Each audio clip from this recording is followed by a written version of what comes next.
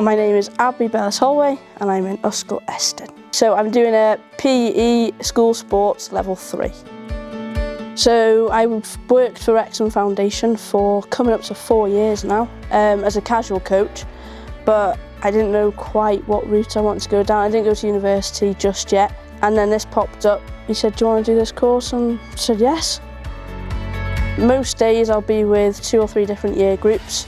So my job role is to work with the nursery children all the way up to year 6.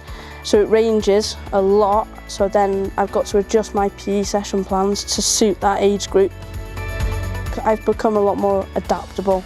So the sessions I do with Wrexham might be a lot more football based, whereas coming here it's different sports. You know, I did gymnastics before Christmas, but learning how to do it with certain children and making sure that they are able to do it.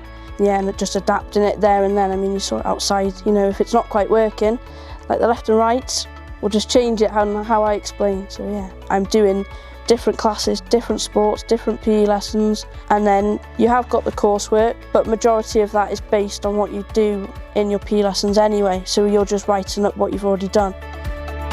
I mean, when I was in primary school, I didn't have a PE teacher, so having access for these children here to have a PE teacher is massive.